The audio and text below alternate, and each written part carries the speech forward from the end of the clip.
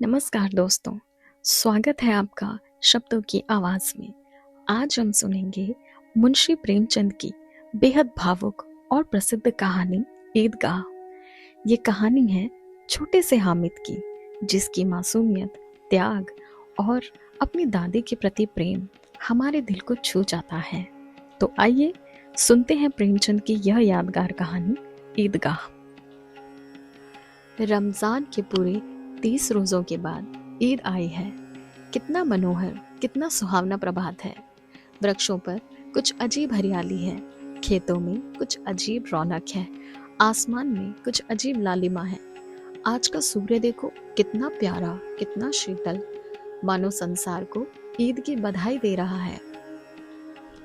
गांव में कितनी हलचल है, ईदगाह जाने की तैयारियां हो रही हैं। किसी के कुर्ते में बटन नहीं, पड़ोस के घर से सुई धागा लाने को दौड़ा जा रहा है। किसी के जूते कड़े हो गए हैं, उनमें तेल डालने के लिए तेली के घर भागा जाता है। जल्दी जल्दी बैलों को सानी पानी दे दें, ईदगाह से लौटते लौटते दोपहर हो जाएगी। 30 कोस का पैदल रास्ता, फिर सैकड़ों आदमियों से मिलना, भेंट करना।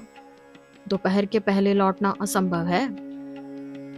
लड़के सबसे ज्यादा प्रसन्न हैं। किसी ने एक रोजा रखा है, वह भी दोपहर तक, किसी ने वह भी नहीं। लेकिन ईदगाह जाने की खुशी उनके हिस्से की चीज है। रोजे बड़े बूढ़ों के लिए होंगे, इनके लिए तो ईद है। रोज ईद का नाम रटते थे, आज वह आ गई। अब जल्दी पड़ी है कि लोग ईदगाह क्यों नहीं चलते। इन्हें गृहस्थी की चिंताओं से क्या प्रयोजन। सेवैयों के लिए दूध और शक्कर घर में है या नहीं, इनकी बला से। ये तो सेवैयां खाएंगे। वह क्या जाने कि अब्बा जान क्यों बदहवास चौधरी कायम अली के घर दौड़े जा रहे हैं। उन्हें क्या खबर कि चौधरी आज आंखें बदल ले तो यह सारी ईद मुहर्रम हो जाए। उनकी अपनी जेबों में तो कुबेर का धन भरा हुआ है।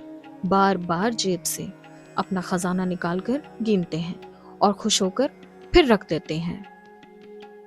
महमूद गिनता है, 1, 2, 10, 12। उसके पास 12 पैसे हैं। मोहसिन के पास 1, 2, 3, 8, 9, 15 पैसे हैं। इन्हीं अनगिनत पैसों में अनगिनत चीजें लाएंगे, खिलौने, मिठाइयाँ, बिगुल, गेंद और न जाने क्या क्या। और सबसे ज्यादा प्रसन्न है हामिद। वह 4-5 साल का गरीब सूरत दुबला पतला लड़का, जिसका बाप गत वर्ष हैजे की भेंट हो गया और माँ न जाने क्यों पीली होती होती एक दिन मर गई। किसी को पता न चला क्या बीमारी है, कहती भी तो कौन सुनने वाला था।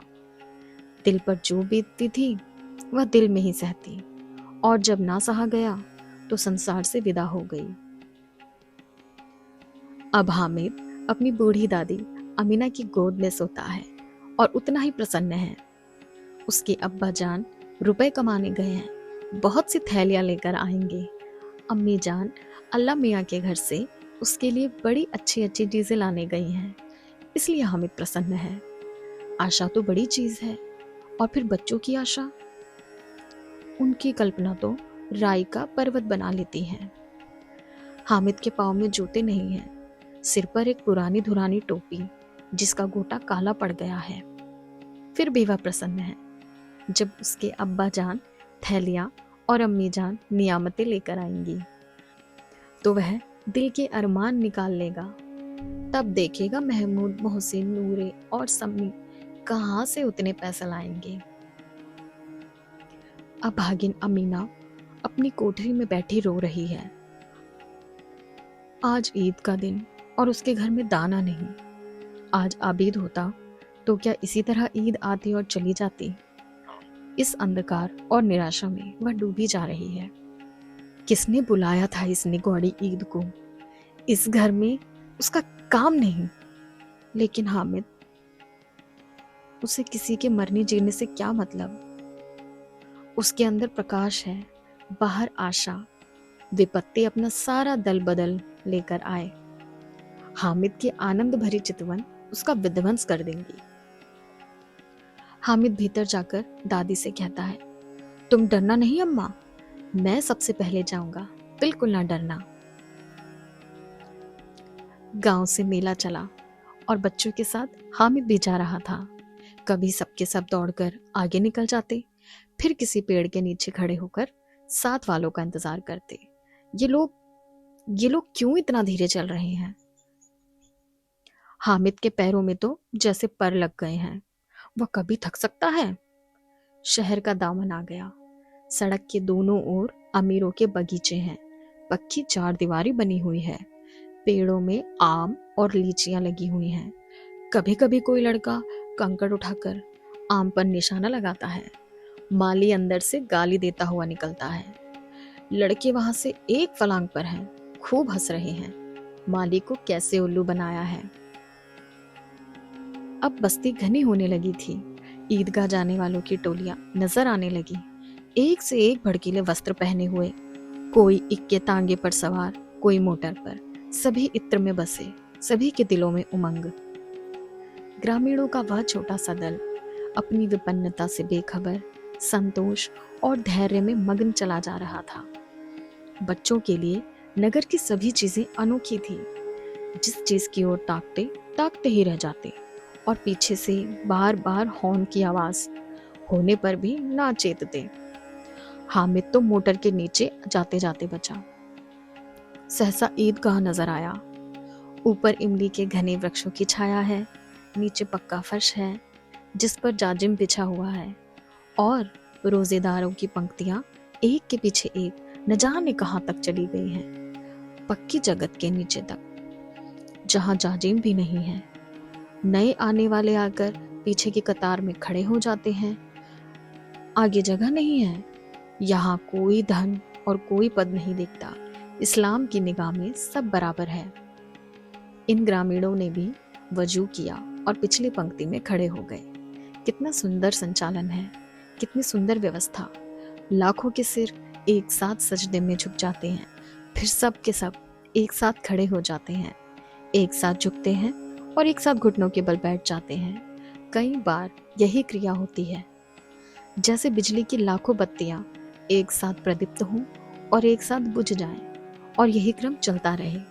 कितना अपूर्व दृश्य था, जिसकी सामूहिक क्रियाएं विस्तार और अनंतता हृदय को श्रद्धा, गर्व और आत्मानंद से भर देती है। मानव भ्रातृत्व का एक ऐसा सूत्र इन समस्त आत्माओं को एक लड़ी में पिरोए हुए है। नमाज खत्म हो गई, लोग आपस में गले मिल रहे हैं। तब मिठाई और खिलौनों की दुकान पर धावा होता है। ग्रामीणों का वह दल इस विषय में बालकों से कम उत्साही नहीं है। यह देखो हिंडोला है, 1 पैसा देकर जाओ, कभी आसमान पर जाते हुए मालूम होंगे, कभी जमीन पर गिरते हुए। चरखी है, लकड़ी के हाथी, घोड़े, ऊंट छड़ों से लटके हुए हैं। 1 पैसा देकर बैठ जाओ और 25 चक्करों का मजा लो। महमूद और मोहसिन, नूरे और सम्मी इन घोड़ों और ऊंट पर बैठते हैं। हामिद दूर खड़ा है। 3 ही पैसे तो हैं उसके पास। अपने कोष का 1/3 जरा सा चक्कर खाने के लिए वह नहीं दे सकता। खिलौनों के बाद मिठाइयाँ आती हैं। किसी ने रेवड़ियाँ ली हैं, किसी ने गुलाब जामुन, किसी ने सोहन हलवा। मजे से खा रहे हैं। हामिद बिरादरी से पृथक है। अब आगे के पास 3 पैसे हैं। क्या नहीं कुछ लेकर खाता। मिठाइयों के बाद कुछ दुकानें लोहे की चीजों की है, कुछ गिलट और कुछ नकली गहनों की। लड़कों के लिए यहाँ कोई आकर्षण न था, वह सब आगे बढ़ जाते हैं।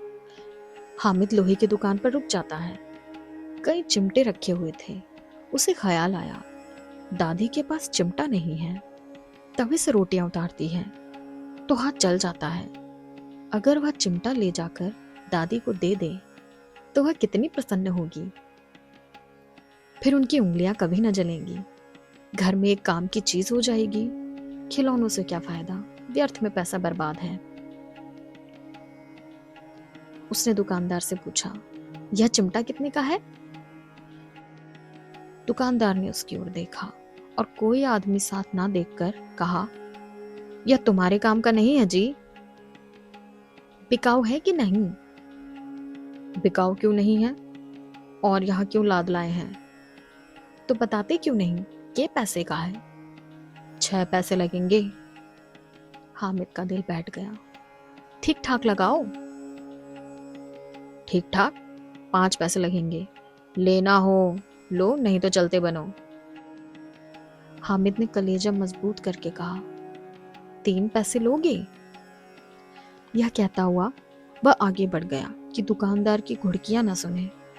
लेकिन दुकानदार ने घुड़कियां नहीं दी, बुलाकर चिमटा दे दिया। हामिद ने उसे इस तरह कंधे पर रखा मानो बंदूक है। एक शान सा गड़ता हुआ संगियों के पास आ गया। 11 बजे सारे गांव में हलचल मच गई। मेले वाले आ गए। मोहसिन की छोटी बहन ने दौड़कर भिश्ती उसके हाथ से छीन लिया और मारे खुशी के जो उछली। तुम मियाँ भिश्ती नीचे आ गए और सुरलोक सिधारे। इस पर भाई बहन में मारपीट हुई। दोनों खूब रोए।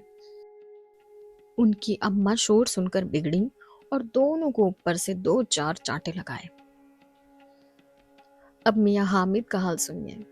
अमीना उसकी आवाज सुनते ही दौड़ी और उसे गोद में उठाकर प्यार करने लगी। सहसा उसके हाथ में चिमटा देखकर वह चौंकी। ये चिमटा कहाँ था? मैंने मोल लिया है। क्या पैसे में? 3 पैसे में। अमीना ने छाती पीट ली। यह कैसा बेसमझा लड़का है कि दोपहर हुआ, कुछ खाया न पिया। क्या लाया? चिमटा। सारे मेले में तुझे और कोई चीज न मिली जो यह लोहे का चिमटा उठा लाया? हामिद ने अपराधी भाव से कहा, तुम्हारी उंगलियां तवे से जल जाती थीं, इसलिए मैंने लिया। बुढ़िया का क्रोध तुरंत स्नेह में बदल गया, और स्नेह भी वह नहीं जो प्रगल्भ होता है और अपनी सारी कसक शब्दों में बिखेर देता है। यह मूक स्नेह था, खूब ठोस, रस और स्वाद से भरा हुआ। बच्चे में कितना त्याग, कितना सद्भाव और कितना विवेक है। दूसरों को खिलौने लेते और मिठाई खाते देखकर इसका मन कितना ललचाया होगा। इतना जब्त इससे कैसे हुआ? वहां भी इसे अपनी बुढ़िया दादी की याद आई। अमीना का मन गदगद हो गया। अब एक बड़ी विचित्र बात हुई, हामिद के इस चिमटे से भी विचित्र। बच्चे हामिद ने बूढ़े हामिद का पार्ट खेला था। बुढ़िया अमीना बालिका अमीना बन गई। वह रोने लगी, दामन फैलाकर हामिद को दुआएं देती जाती थी और आंसू की बड़ी बड़ी बूंदें गिराती जाती थी। हामिद इसका रहस्य क्या समझता? तो दोस्तों, ये थी मुंशी प्रेमचंद की भावुक कहानी ईदगाह।